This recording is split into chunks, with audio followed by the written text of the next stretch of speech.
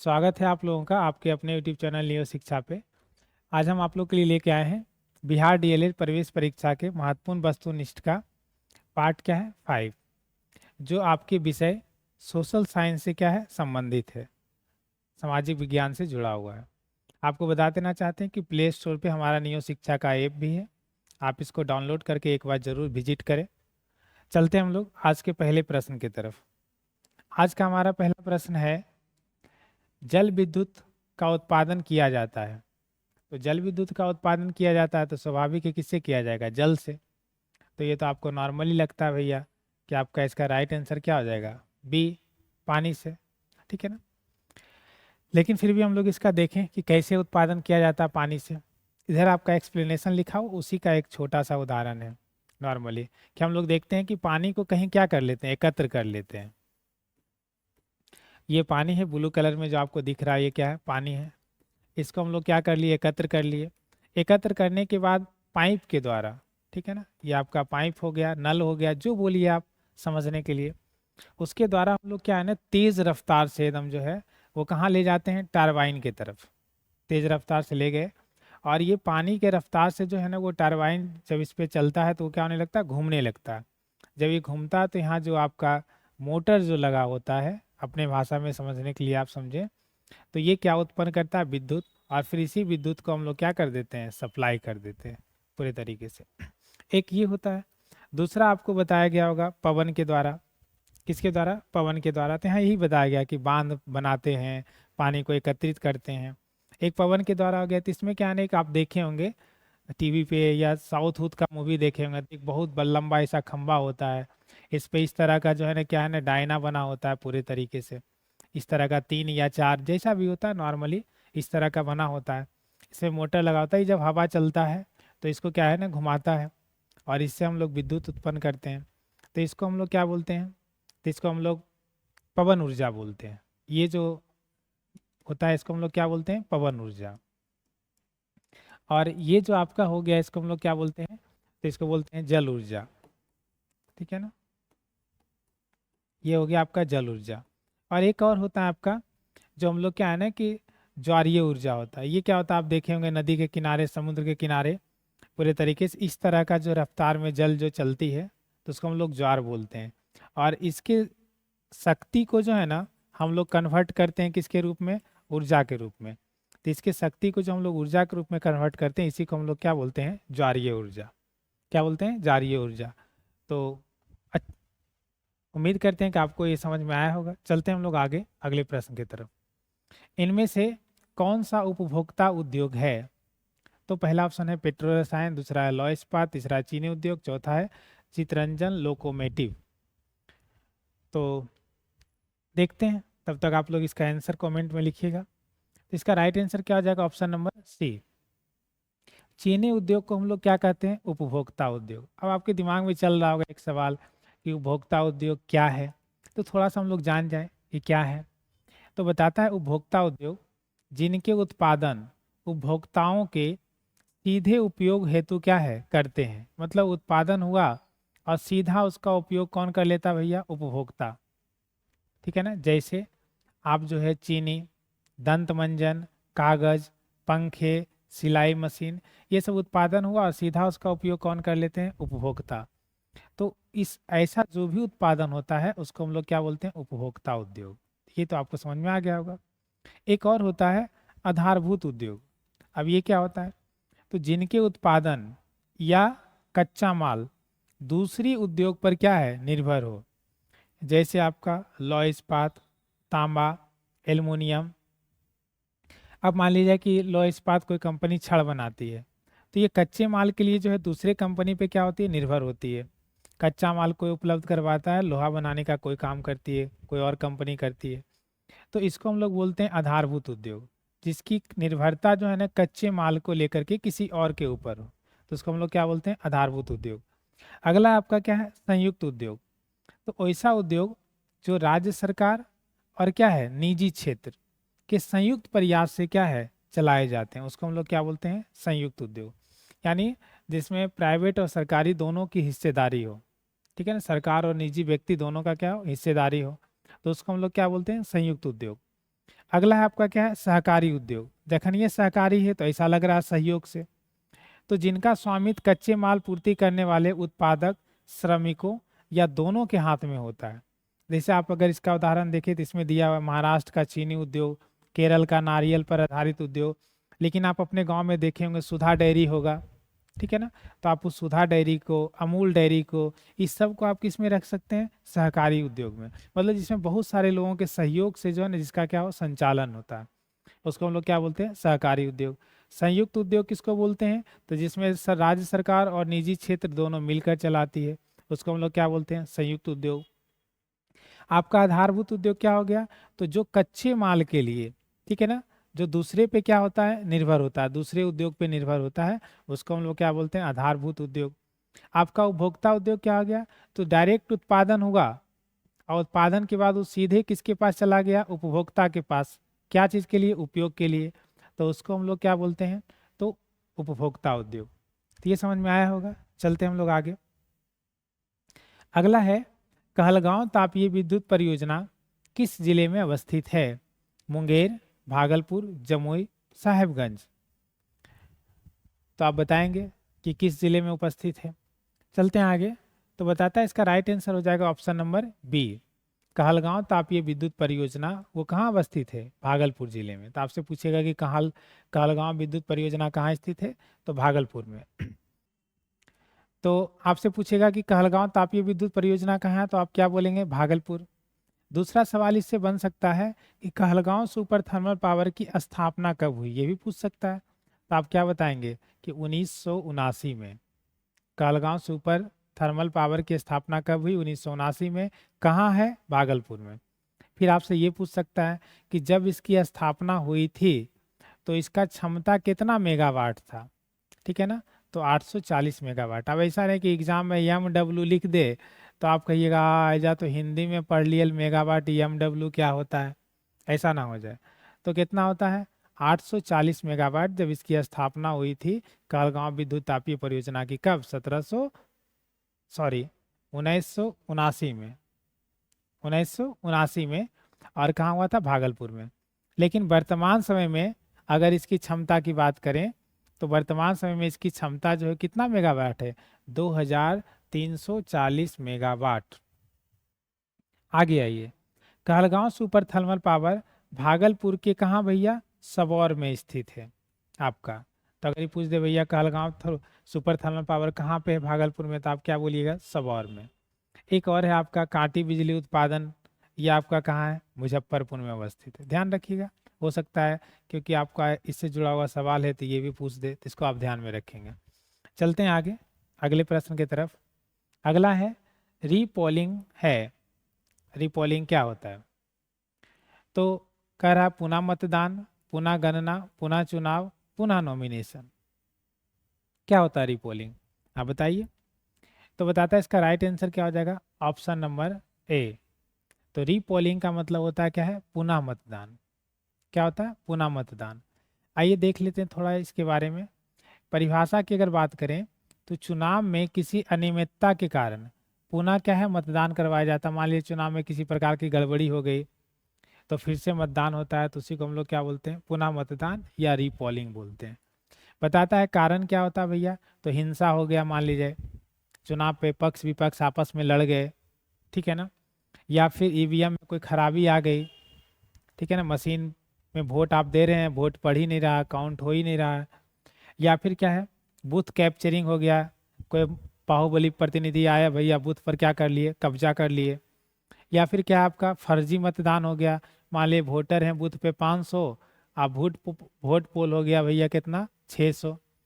तो ऐसे, या फिर क्या है, प्रशासनिक खामियां, मान लीजिए जो वहाँ प्रशासनिक लोग थे वोट दिलवाने में वो किसी प्रकार का गड़बड़ी किए, तो इस स्थिति में क्या हो जाता है, पुनः मतदान हो जाता है। प्रक्रिया की अगर बात करें पुनः मतदान की, तो पहले चुनाव आयोग क्या करता है, समीक्षा करता है कि क्या सच में जो आरोप लगाया जा रहा है कि गड़बड़ी हुई है, बूथ कैप्चरिंग हुआ है, ईवीएम खराब है, या फर्जी मतदान हुआ है, या प्रशासनिक खामियां है, तो उसको चुनाव आयोग क्या करता है, समीक्षा करता है, जांच करता है। फिर जांच करने के बाद जब उसमें पाया जाता है कि नहीं सच में गड़बड़ी हुई है, तो एक नई तिथि क्या है, तय करता है। और फिर पुनः मतदान करता है और उसके बाद फिर क्या होती है, मतगणना होती है। अगर इस प्रभाव की बात करें तो इसके कारण क्या होता है कि इसके कारण ये लगता है कि चुनाव में किसी प्रकार का भेदभाव नहीं हुआ है, चुनाव कैसा हुआ है, निष्पक्ष। अतिरिक्त संसाधन की क्या है, जरूरत पड़ती है, और प्रक्रिया क्या हो सकती है, लंबी, क्योंकि अगर मान लीजिए एक ही चीज़ को बार बार अगर आप करेंगे तो धीरे धीरे क्या होगा, बढ़ेगा। बताता कानूनी आधार, भारतीय चुनाव आयोग और जनप्रतिनिधि अधिनियम 1951 के तहत क्या प्रावधान किया गया। तो अगर देखेंगे कि ये व्यवस्था कब लाया गया, तो जनप्रतिनिधि यानी भारतीय चुनाव आयोग और जनप्रतिनिधि अधिनियम 1951 के तहत रीपोलिंग की व्यवस्था क्या है, की गई। चलते हम लोग अगले प्रश्न की तरफ। अगला इनमें से वर्तमान के मुख्य चुनाव आयुक्त कौन है। तो आपका ऑप्शन है सुकुमार सेन, टीएन शेषन और राजीव कुमार और क्या है, गणेश कुमार। तो आप बताएंगे इसका राइट आंसर क्या होगा। चलते हम लोग आगे। अगर बात करें तो इसका राइट आंसर हो जाएगा ऑप्शन नंबर डी। वर्तमान भारत के मुख्य चुनाव आयुक्त जो है वो कौन है, श्री ज्ञानेश कुमार। और ये कैमे चुनाव आयुक्त थे, तो 26वें। इनके पहले जस्ट, क्योंकि अभी नए नए बने हैं ये, इनके जस्ट पहले जो है, यानी उनके आगे लिख दिया गया पूर्व भारत के मुख्य चुनाव आयुक्त, वो कौन थे, राजीव कुमार। और वो कैमे है 25वें। तो अगर आप अभी किताब में देखे होंगे जो थोड़ा सा पहले का होगा, उसमें आपको राजीव कुमार दिखाएगा, वो 25वें होंगे। लेकिन अगर आप करेंट अफेयर्स में देखेंगे तो ज्ञानेश कुमार कैमे होंगे, 26वें होंगे। अगला आपका एक ऑप्शन में आप देखेंगे नाम सुकुमार सेन, तो ये भारत के पहले चुनाव आयुक्त थे। तो आप ये भी ध्यान रखेंगे, पूछा जाएगा आपसे कि भारत के पहले चुनाव आयुक्त कौन, सुकुमार सेन। राजीव कुमार जो है वो कैमे चुनाव आयुक्त थे, 25वें। वर्तमान में भारत के चुनाव आयुक्त कौन है, श्री ज्ञानेश कुमार, कैमे है 26वां। ठीक है ना। आगे आइए। 25 जनवरी 1950 को संविधान के प्रावधान के अनुसार निर्वाचन आयोग, या फिर क्या बोलते हैं उसी को, चुनाव आयोग की स्थापना हुई। तो आपसे पूछेगा कि चुनाव आयोग की स्थापना कब हुई थी, तो 25 जनवरी 1950 को। चुनाव आयोग की स्थापना कब हुई थी, 25 जनवरी 1950 को। आगे बताता है कि संविधान के भाग 15 और अनुच्छेद कितना, 324 से 329, और भाग कितना, 15। तो संविधान के भाग 15 अनुच्छेद 24 से 29 तक, 324 से 29 तक निर्वाचन आयोग से क्या है, संबंधित है। यानी अगर आप जानना चाहते हैं निर्वाचन आयोग के बारे में, तो आप संविधान के भाग 15 के अनुच्छेद 324 और क्या है 29 तक आप देखेंगे, तो इसमें निर्वाचन आयोग को कौन कौन सा अधिकार है, कौन कौन सा कार्य करने की शक्ति है, ये सब इसमें दिया हुआ है। आगे अनुच्छेद 326 जो है उसमें सार्वभौमिक व्यक्ति मताधिकार का उल्लेख है। यानी सभी जो व्यक्ति हैं, यानी भारत में अगर बात करें तो जिनका उम्र 18 वर्ष से लेकर के, 18 वर्ष से लेकर के, ठीक है ना, इससे जो भी ऊपर उम्र के लोग हैं 18 वर्ष से लेकर के, उन सभी लोगों को क्या देने का अधिकार है, मताधिकार। इसका उल्लेख अनुच्छेद कितना में है, 326 में। चले आगे, चलते हैं आगे। अगला हमारा, पटना उच्च न्यायालय की स्थापना कब हुई, 1914, 1916, 1917, 1918। तो चलते हैं आगे। तो बताता है इसका राइट आंसर हो जाएगा ऑप्शन नंबर बी। पटना उच्च न्यायालय की स्थापना वर्ष 1900 क्या है 16 में हुई। तो पटना उच्च न्यायालय की स्थापना कब हुई, 1916 में। आप भी ध्यान रखिएगा, आपकी राज्य से संबंधित है। पटना उच्च न्यायालय की स्थापना कब हुआ, 1916 में। अनुच्छेद 214 के अनुसार भारतीय संघ के प्रत्येक होगा, ठीक है ना, भारतीय संघ के प्रत्येक राज्य हेतु एक उच्च न्यायालय की क्या है, व्यवस्था की गई। यानी उच्च न्यायालय का गठन जो है वो भारतीय संविधान के अनुच्छेद कितना में किया गया, 214 में, कि भैया प्रत्येक राज्य में क्या होना चाहिए, उच्च न्यायालय होना चाहिए। बताता है भारत में इंडिया हाईकोर्ट एक्ट 1861, यानी इस समय अंग्रेज का ही शासन था, द्वारा जो है ना 1862 में कलकत्ता और आपका बॉम्बे और कौन, मद्रास में हाई कोर्ट की क्या की गई, स्थापना।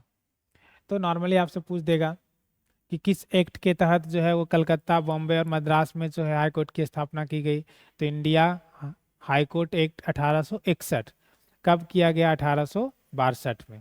कहाँ, कलकत्ता, बॉम्बे, मद्रास में। नॉर्मली इसको ध्यान रखिएगा। आगे है, भारत में अगर बात करें प्रथम हाई कोर्ट जो है वो कहाँ, कलकत्ता में। कहाँ स्थापित किया गया? कलकत्ता में। भारत में प्रथम हाई कोर्ट जो है कहाँ स्थापित किया गया? कलकत्ता में। और हाई कोर्ट का सबसे नया हाई कोर्ट जो है वो कहाँ स्थापित किया गया? आंध्र प्रदेश में। तो सबसे नया लेटेस्ट अभी कहाँ स्थापित हुआ? आंध्र प्रदेश में। और सबसे पहले कहाँ स्थापित हुआ था? कलकत्ता में। हाई कोर्ट की सबसे पहले स्थापना कहाँ हुई थी? कलकत्ता में। और अभी तत्काल में वो कहाँ स्थापित हुआ है? आंध्र प्रदेश में। और इसका गठन कब हुआ आंध्र प्रदेश वाले का? 2009 में। कब हुआ? सॉरी, 2019 में। इसका गठन कब हुआ? 2019 में। अगर आपसे एक सवाल और पूछेगा कि वर्तमान में भारत में कितने हाई कोर्ट हैं, यानी उच्च न्यायालय कितना है? आप भी ध्यान रखिएगा, उच्च न्यायालय भी लिखा हुआ हो सकता है। तो उच्च न्यायालय को ही इंग्लिश में क्या बोलते हैं? High court. तो वर्तमान में कितना हाई कोर्ट है? 25। अगर हम बात करें कि 25वां हाई कोर्ट जो है वो कहाँ स्थापित किया गया, तो आप बताएंगे कहाँ स्थापित किया गया? अमरावती में। कहाँ स्थापित किया गया? अमरावती। यही 25वां होगा, क्योंकि अंतिम यही था ना। चलें आगे चलते हैं। अगला है, भारतीय संविधान का कौन सा अनुच्छेद भाषण और अभिव्यक्ति की स्वतंत्रता के अधिकार की गारंटी देता है? तो अनुच्छेद 14, अनुच्छेद 19, अनुच्छेद 21, अनुच्छेद 32। बताएंगे इसका राइट आंसर क्या होता है? आइए, इसका राइट आंसर हो जाएगा ऑप्शन नंबर बी, कि भारतीय संविधान का अनुच्छेद 19 में भाषण और अभिव्यक्ति की स्वतंत्रता का क्या है? अधिकार है। ठीक है ना। तो अब बताता है कि हमारा जो अनुच्छेद 19 है उसका सब क्लॉज 1 है, जिसमें सभी नागरिकों को 6 अधिकार दिया गया।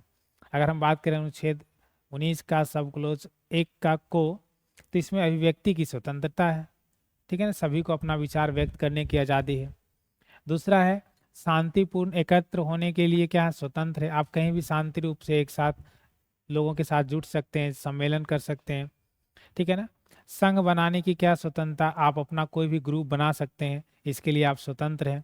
बस वो ग्रुप जो है ना वो देश हित में, समाज हित में होनी चाहिए। आगे है आपका, देश में कहीं भी आने जाने की क्या है? स्वतंत्रता है पूरे तरीके से। अगला है, भारत में कहीं भी बसने का क्या है? अधिकार है। आप कहीं भी रह सकते हैं। किसी भी व्यवसाय, व्यापार या रोजगार करने की क्या है? स्वतंत्रता है। और ये अनुच्छेद कितना के तहत है? 19 के तहत।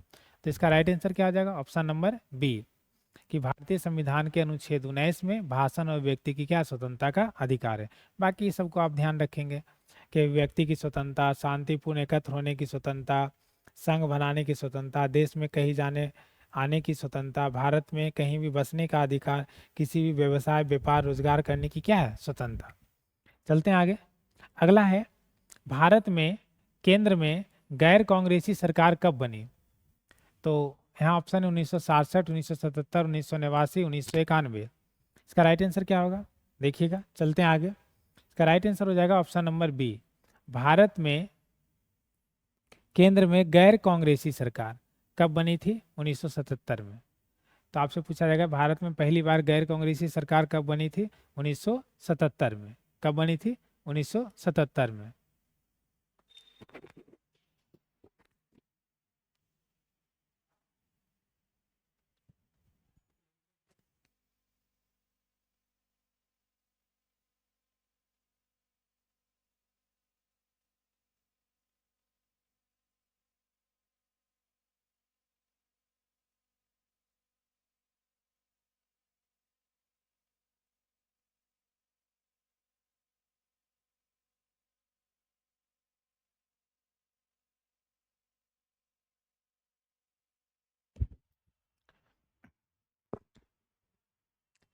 अब ये सरकार बनी कैसे, तो आपको बता देना चाहते हैं कि 18 महीना का आपातकाल लगाया गया था।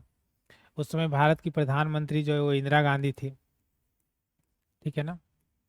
इंदिरा गांधी प्रधानमंत्री थी। ऐसी स्थिति उत्पन्न हो गई पूरे तरीके से कि इंदिरा गांधी को क्या लगाना पड़ा? आपातकाल।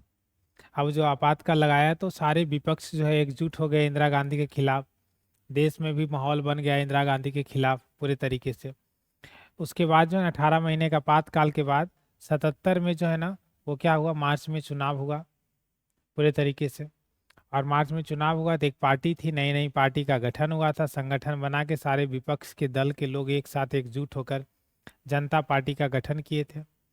और उसके नेतृत्व जो है वो जयप्रकाश नारायण कर रहे थे। आप संपूर्ण क्रांति इन्हीं का देन है, इन्हीं के द्वारा चलाया गया था आंदोलन वो। तो उन्हीं के नेतृत्व में चुनाव लड़ी, जनता पार्टी लड़ी मार्च में। उसके बाद जो है वो क्या है, कांग्रेस पार्टी को हरा करके सरकार बना ली।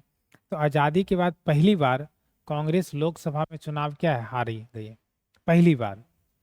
ठीक है ना, यानी 1950 के आम चुनाव के बाद जो है पहली बार 1977 में कांग्रेस जो है लोकसभा चुनाव हारी।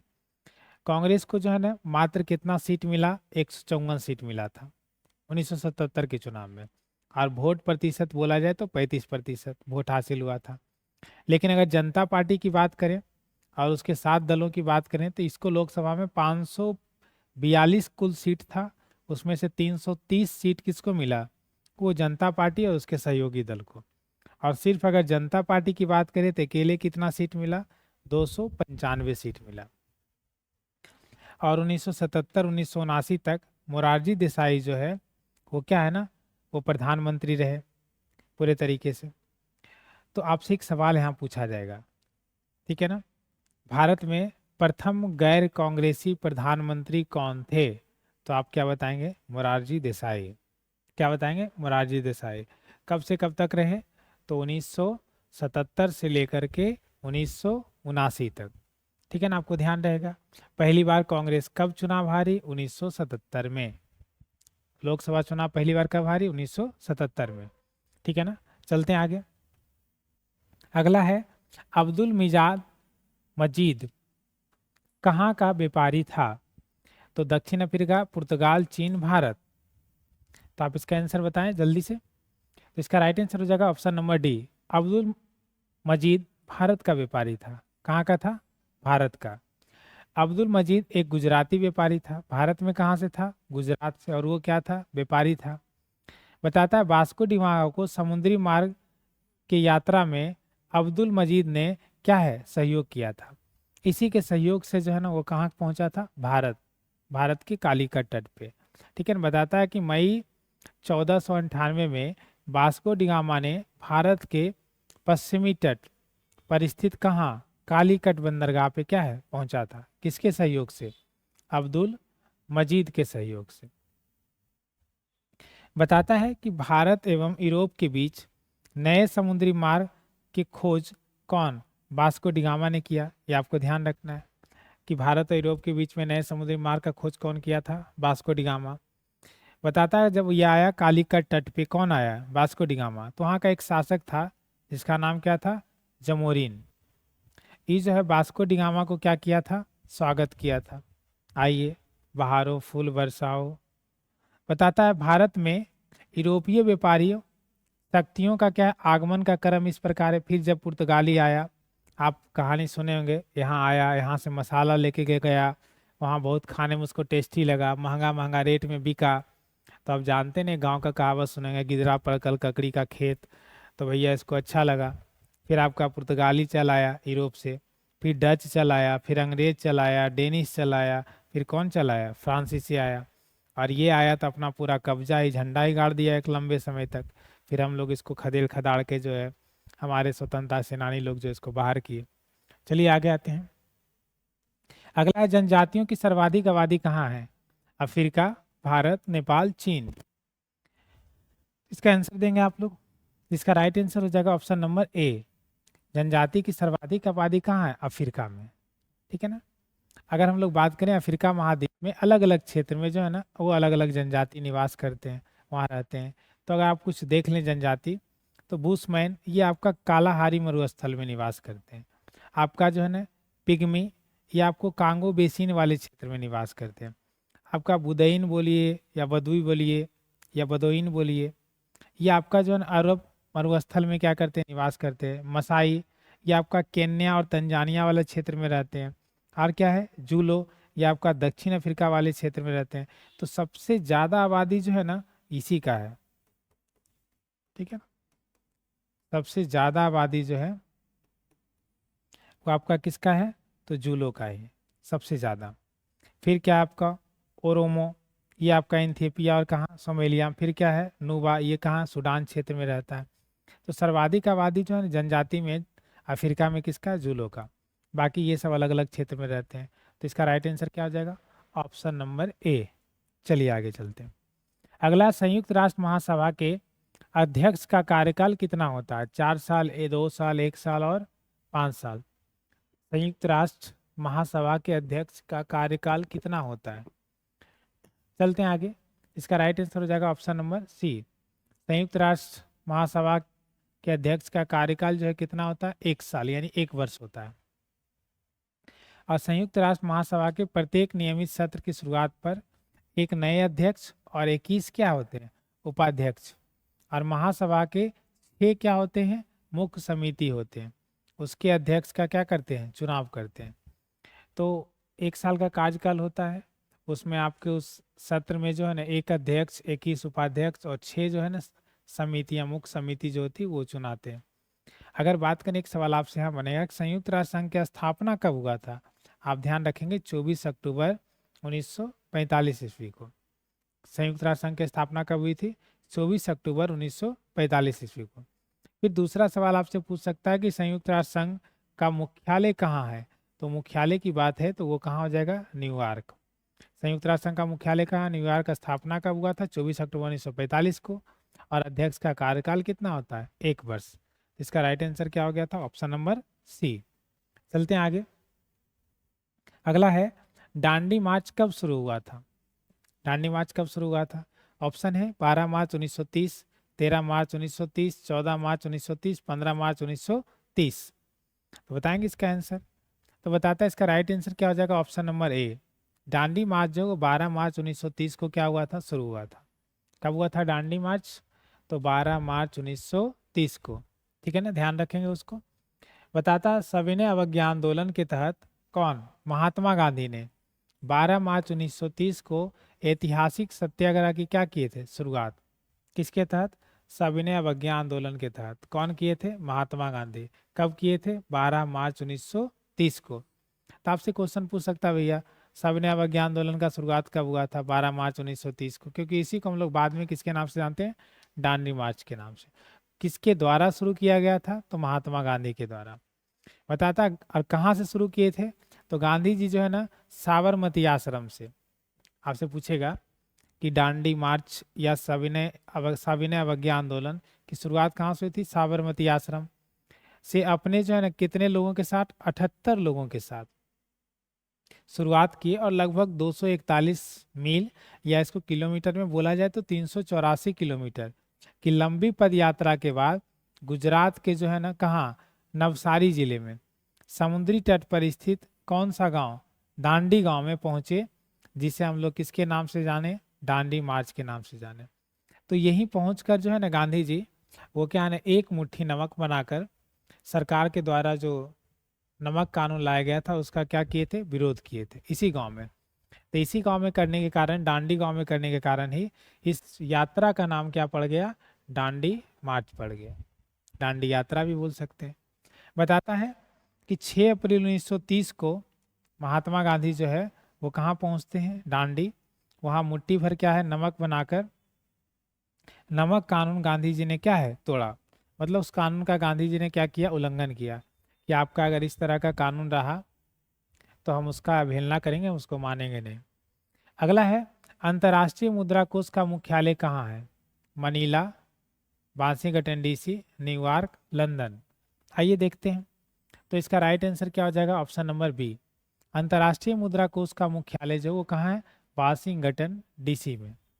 तो आपसे पूछेगा कि अंतर्राष्ट्रीय मुद्रा कोष का मुख्यालय कहाँ है? तो वाशिंगटन। कहाँ है? वाशिंगटन में। ठीक है ना। अंतर्राष्ट्रीय मुद्रा कोष एक औपचारिक शुरुआत जो है ना कब हुई थी? तो 27 दिसंबर 1945 को। आपसे पूछा जाएगा कि अंतर्राष्ट्रीय मुद्रा कोष का शुरुआत कब हुआ था? 27 दिसंबर 1945 को। अंतर्राष्ट्रीय मुद्रा कोष की शुरुआत कब हुई थी? 27 दिसंबर 1945 को। और मार्च 1947 को वित्तीय संचालन क्या हो गया था? प्रारंभ हो गया था। वित्तीय लेन देन जो है ना वो शुरुआत कब हो गया था? मार्च 1947 में। अब इसका उद्देश्य क्या है? तो इसका उद्देश्य जो सदस्य देश हैं, जो भी अंतर्राष्ट्रीय मुद्रा कोष के सदस्य देश हैं, उनको क्या है भैया? तो विनिमय में सुविधा प्रदान करना, अंतर्राष्ट्रीय व्यापार और भुगतान को क्या है? प्रोत्साहन देना, आसान बनाना, और देश के आर्थिक उन्नति में क्या है? मदद के लिए अंतर्राष्ट्रीय तंत्र की क्या है, मजबूती प्रदान करना। ये किसका काम है, अंतर्राष्ट्रीय मुद्रा कोष का। तो आपको ऑब्जेक्टिव में क्या ध्यान रखना है कि अंतर्राष्ट्रीय मुद्रा कोष का मुख्यालय कहाँ है, तो वाशिंगटन डीसी। फिर आपको ध्यान रखना है कि अंतर्राष्ट्रीय मुद्रा कोष का औपचारिक शुरुआत कब हुआ था, 27 दिसंबर 1945 को। और वित्तीय संचालन का प्रारंभ किया गया, तो मार्च 1947 को। चलते हैं आगे पूरे तरीके से। अगला है, विश्व में सबसे अधिक वर्षा किस स्थान पे होता है, तो सिलचर, चेरापूंजी, मानसीराम, और क्या है आपका जो है गुवाहाटी। तो इसका राइट आंसर हो जाएगा ऑप्शन नंबर सी। विश्व में सबसे अधिक जो है वर्षा वो कहाँ होता है, मानसीराम में होता है। बताता है कि ये जो मानसीराम है वो खासी पहाड़ी के दक्षिण मेघालय राज्य में क्या है, अवस्थित है। तो आप ही ध्यान रखिएगा, कभी कभी ये जगह ना दे करके जो है ना क्वेश्चन में ऑप्शन के रूप में आपको डायरेक्ट क्या दे देता है, मेघालय। तो आप ध्यान रखिएगा कि वहाँ आप अगर ये ना रहे तब आप किसको मारेंगे, मेघालय को, कि सबसे ज़्यादा जो है वर्षा कहाँ होता है भैया, मेघालय में। लेकिन मेघालय का एक खास जगह है, अगर इस जगह का जिक्र रहे भैया मानसीराम, ठीक है ना, तो आप इसको टिक करेंगे।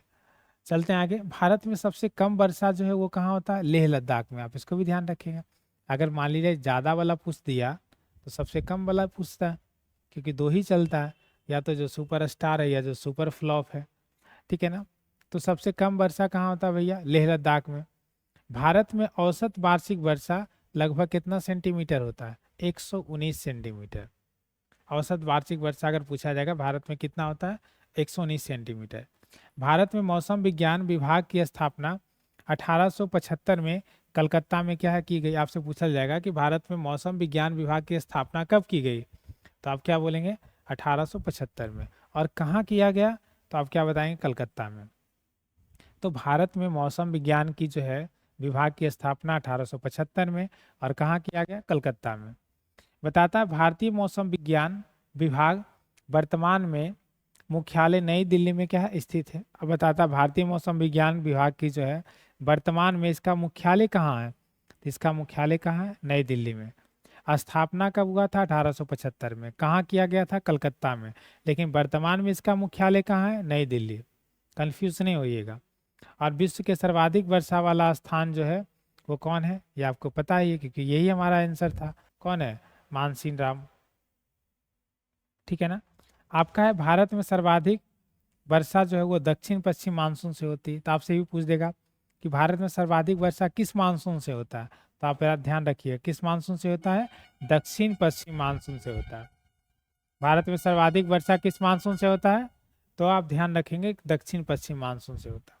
चलते हैं अगले प्रश्न की तरफ। भूटान में औसत वार्षिक वर्षा कितना होता है, 191.6 सेंटीमीटर, 350, 300 सेंटीमीटर, 380 सेंटीमीटर। तो इसका राइट आंसर हो जाएगा ऑप्शन नंबर ए। भूटान में औसत वार्षिक वर्षा जो है वो 191.6 सेंटीमीटर होता है। बताता है कि भूटान में जून से सितंबर के माह के बीच में दक्षिण पश्चिम मानसून से क्या है, भारी वर्षा होती है। तो भूटान में सबसे ज़्यादा बारिश जो है ना, वर्षा जो है वो कौन सा मानसून से होता है, तो दक्षिण पश्चिम मानसून से। और कब होता है, तो जून से लेकर सितंबर के बीच में। बताता है भूटान के लैंड ऑफ थंडर बोल्ट क्या है कहते हैं। भूटान को हम लोग जो है ना वो किसके नाम से जानते हैं, लैंड ऑफ थंडर बोल्ट कहते हैं। भूटान के उत्तर में तिब्बत यानी चीन है। आप ही ध्यान रखिएगा, चौहद्दी है। भूटान के उत्तर में क्या है, तिब्बत यानी चीन। अगर भूटान के दक्षिण में बात करें तो आपका भारत का क्या है, असम है। भूटान के दक्षिण में कौन है, भारत का असम। और अगर पश्चिम की बात करें तो भूटान के पश्चिम में वो आपका भारत का कौन है, पश्चिम बंगाल है। भूटान के पश्चिम में कौन है, भारत का पश्चिम बंगाल। और बात करें भूटान के पूरब में तो भारत का कौन सी है, अरुणाचल प्रदेश। और आपका अगर बात करें भूटान के पश्चिम में तो आपका कौन सा है, भारत का सिक्किम राज्य। तो आप नॉर्मली ध्यान रखेंगे कि भूटान के साथ भारत का कौन कौन राज्य का सीमा लगता है और कितने राज्य का सीमा लगता है। एक हो गया आपका असम, असम के साथ सीमा लगता है भूटान का। दूसरा आपका हो गया पश्चिम बंगाल, पश्चिम बंगाल के साथ भी भूटान का सीमा लगता है। तीसरा आपका हो गया अरुणाचल प्रदेश, अरुणाचल प्रदेश के साथ भी भूटान का सीमा लगता है। और चौथा आपका हो गया कौन, सिक्किम। ठीक है ना। तो हमारा भूटान के साथ भारत का 4 राज्य का सीमा लगता है। दक्षिण में असम के साथ, पश्चिम में बंगाल के साथ, पूरब में अरुणाचल प्रदेश के साथ और पश्चिम में किसके साथ, सिक्किम के साथ। तो आप ये ध्यान रखेंगे। फिलहाल भूटान में जो औसत वर्षा होती है वो कितना होती है, 191.6 सेंटीमीटर। और कब होता है, जून से सितंबर के माह के बीच। कौन सा मानसून से, तो दक्षिण पश्चिम मानसून से। चलें आगे। अगला है आर्थिक क्षेत्र के डैश से परे महासागरीय संसाधन खुले महासागर से संबंधित है और कोई भी देश अंतर्राष्ट्रीय संस्थानों की सहमति के बिना इनका उपयोग क्या है, नहीं कर सकता। तो है 200 नॉटिकल मील, 12 नॉटिकल मील, 22.5 नॉटिकल मील, 100 नॉटिकल मील। ठीक है ना। आइए देखते हैं। तो बताता है इसका राइट आंसर हो जाएगा ऑप्शन नंबर ए, कि आर्थिक क्षेत्र में 200 नॉटिकल मील से परे महासागरीय संसाधन खुले महासागर से संबंधित है और कोई भी देश अंतर्राष्ट्रीय संस्थानों की सहमति के बिना इनके उपयोग क्या है, नहीं कर सकते। और आर्थिक क्षेत्र के अंतर्गत संलग्न क्षेत्र आगे के वो समुद्री क्षेत्र आते हैं जो तट रेखा 200 समुद्री मील की क्या है, दूरी तक है। बताता भारत का प्रादेशिक जल सीमा तट रेखा 12 समुद्री मील यानी 21.9 किलोमीटर की क्या है, दूरी तक है। अगला है आपका कुद्रेमुख, एक महत्वपूर्ण लौह अयस्क खदान है केरल में, मध्य प्रदेश में, कर्नाटक में, आंध्र प्रदेश में। आइए देखते हैं। इसका राइट आंसर हो जाएगा ऑप्शन नंबर सी, कि कुद्रेमुख एक महत्वपूर्ण लौह अयस्क खदान कर्नाटक में है। तो कहाँ है, तो कर्नाटक में है। ठीक है ना। बताता है आपका बात करें बेल्लारी, शिमोगा, चित्रदुर्ग और क्या है, बाबादुवन और क्या है, तुमकुर और बीजापुर और क्या है, सुंदर। ये लौह अयस्क खदान जो है कहाँ है, सब कर्नाटक में। आप ध्यान रखेंगे। 1 2 3 4 5 6 7, ये सब खदान जो है कहाँ है, कर्नाटक में। बेल्लारी, शिमोगा, चित्रदुर्गा, बाबादुवन, तुमकुर, बीजापुर और क्या है, सुंदर लौह अयस्क। ये सब खदान कहाँ है, कर्नाटक में। आपका जो है ना गुरु महिसानी, अब क्या है, टोमका, चिमरा लौह अयस्क खदान जो है कहाँ है, उड़ीसा में। आपको कोई पूछ देगा चिमरा लौह अयस्क कहाँ है, उड़ीसा में। टोमका कहाँ है, उड़ीसा में। फिर आपका अगर बात करें तो बैलाडीला, बस्तर, ठीक है ना, अरी डोंगरी, ये सब लौह अयस्क खदान जो कहाँ स्थित है, छत्तीसगढ़ में।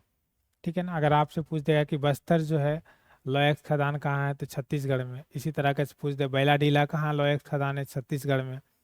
आपका जो है ना नोआ मुंडी, गुआ और क्या है, सिंदूरपुर, ये सब लौह अयस्क कहाँ है भैया, झारखंड में। आपका है रत्नागिरी, चंदपुरी लौह अयस्क, ये कहाँ है आपका, महाराष्ट्र में। आपका जो है ना हुंडेर और क्या है, नाथरा, नाथरा पाल का जो है ये लौह अयस्क कहाँ है, राजस्थान में। तो आप नॉर्मली ध्यान रखिएगा, क्योंकि अगर मान लीजिए ये पूछ दिया कि द्रमुख लौह अयस्क कहाँ है, कर्नाटक में, तो आपको इस सब से किसी से भी एक सवाल पूछ सकता है, तो आप उसको नॉर्मली क्या रखेंगे, ध्यान रखेंगे। चलते हैं आगे। अगला है काजीरंगा राष्ट्रीय उद्यान किस राज्य में स्थित है, उत्तर प्रदेश, मध्य प्रदेश, असम और केरल। देखते हैं। बताता है इसका राइट आंसर क्या होगा, ऑप्शन नंबर सी, काजीरंगा राष्ट्रीय उद्यान असम राज्य में क्या है, स्थित है। काजीरंगा राष्ट्रीय उद्यान कहाँ स्थित है, असम राज्य में। बताता है काजीरंगा एक सींग वाला क्या है, गेंडा के लिए प्रसिद्ध है। तो नॉर्मली पहला तो ये है काजीरंगा राष्ट्रीय उद्यान कहाँ है, असम में, पहला। दूसरा है काजीरंगा किसके लिए प्रसिद्ध है, तो एक सींग वाला गेंडा के लिए। तो आपसे पूछा जाएगा एक सींग का गेंडा कहाँ भैया, काजीरंगा में। ठीक है ना। अगला है काजीरंगा राष्ट्रीय उद्यान सैटेलाइट फोन से क्या है, लैप होने वाला भारत का पहला जो है नेशनल पार्क, लैप नहीं होगा, लैस। ठीक है ना। जहाँ सैटेलाइट फोन से क्या है, लैस होने वाला पहला भारत का नेशनल पार्क है। तो सैटेलाइट फोन से लैस होने वाला भारत का पहला नेशनल पार्क कौन है, तो काजीरंगा राष्ट्रीय उद्यान। ठीक है ना। बता काजीरंगा राष्ट्रीय उद्यान की स्थापना जो है वो कब हुई थी, 1974 में। आपसे सवाल पूछा जाएगा कि काजीरंगा राष्ट्रीय उद्यान की स्थापना कब हुई थी, 1974 में। 1985 में उस उद्यान को यूनेस्को द्वारा विश्व धरोहर में क्या है, शामिल किया गया। ठीक है ना। तो इसको जो है ना 1985 में, कब, 1985 में यूनेस्को द्वारा जो है ना वो विश्व धरोहर में शामिल किया गया। किसको, तो आपका जो है काजीरंगा राष्ट्रीय उद्यान को। कब किया गया, 1985 में। ध्यान रखेंगे काजीरंगा की स्थापना कब हुआ था, 1974 में। भारत का पहला सैटेलाइट फोन से lace national park Kaziranga. Kaziranga किसके लिए प्रसिद्ध है, एक सींग वाला गैंडा के लिए काजीरंगा। कहाँ है, असम में। चलते हैं आगे। अगला है बायोगैस एक घटक है, यूरेनियम, थेरियम, मीथेन या हाइड्रोक्लोरिक एसिड। तो बताता है कि इसका राइट आंसर हो जाएगा ऑप्शन नंबर सी, बायोगैस एक घटक किसका, मीथेन का। मीथेन का जो है ना मार्स गैस भी कहा जाता है। कौन सा गैस मीथेन को कहा जाता है, मार्स गैस। और मीथेन का फार्मूला आप जानते हैं क्या होता है, CH4। और ये गोबर गैस का प्रमुख क्या है, घटक है। बायोगैस के प्रमुख घटक कौन कौन है, तो आपका एक हो जाएगा मीथेन, दूसरा क्या हो जाएगा कार्बन डाइऑक्साइड, तीसरा क्या हो जाएगा नाइट्रोजन, चौथा क्या हो जाएगा हाइड्रोजन सल्फाइड। ये सब जो है ना किसका मुख्य घटक है, तो आपका बायोगैस का। आप इसको ध्यान रखेंगे। चलते हैं आगे। अगला है भारत में तांबा गलाने का आधुनिक कारखाना सबसे पहले कहाँ खुला, तूतीकोरिन, गुमला, घाटशिल और क्या है जमशेदपुर। तो इसका राइट आंसर हो जाएगा ऑप्शन नंबर सी, भारत में तांबा गलाने का आधुनिक कारखाना सबसे पहले कहाँ खुला, घाटशिला में। भारत में तांबा गलाने का आधुनिक कारखाना सबसे पहले कहाँ खुला, घाटशिला में। बताता है घाटशिला किस राज्य में स्थित है, झारखंड में। आप ध्यान रखेंगे। हो सकता है कि आपसे क्वेश्चन पूछ दे कि भारत में तांबा गलाने वाला आधुनिक कारखाना कहाँ खुला, और वहाँ घाटशिला ना दे करके वहाँ राज्य दे दे कि बिहार, झारखंड, मध्य प्रदेश। तो आप क्या करेंगे वहाँ, तो आप झारखंड मारेंगे। लेकिन अगर मान लिया घाटशिला दिया हुआ रहेगा तो हाँ आप क्या मारेंगे, घाटशिला मारेंगे। घाटशिला कहाँ अगर पूछ दिया तो आप क्या बताएंगे, झारखंड। बोलता है मलाजा खंड तांबा परगलन संयंत्र मध्य प्रदेश में स्थित है। आपसे पूछ देगा कि मलाजा खंड जो तांबा परगलन संयंत्र है वो कहाँ है, मध्य प्रदेश में। जो भारत का सबसे बड़ा तांबा खान है, तो आपसे भी पूछ देगा भारत का सबसे बड़ा तांबा खान कहाँ है, तो आप क्या बताएंगे, मध्य प्रदेश में। राजस्थान में तांबा खनिज का सबसे बड़ा क्या भंडार है, तो आपसे पूछेगा कि सबसे बड़ा जो है ना तांबा भंडार कहाँ है, तो आप कहाँ बताएंगे, राजस्थान। राजस्थान के जो है जवार खान से जस्ते के साथ साथ तांबा भी क्या है, निकलता है। राजस्थान में जो जवार खान है उसमें क्या निकलता है, जस्ता, और उसके साथ क्या निकलता है, तांबा। बात करें अगर भारत में तांबा उत्पादन में, तो प्रथम 3 राज्य की बात करें तो एक मध्य प्रदेश हो गया, दूसरा आपका राजस्थान हो गया, और तीसरा कौन हो गया, झारखंड। ये सब राज्य जो है वो प्रथम 3 राज्य हैं जहाँ से आपका किसका उत्पादन होता है, तांबा का। तो उम्मीद करते हैं आपको ये सेशन अच्छा लगा होगा। अच्छा लगा होगा तो हमारे चैनल को लाइक एंड सब्सक्राइब करें। धन्यवाद।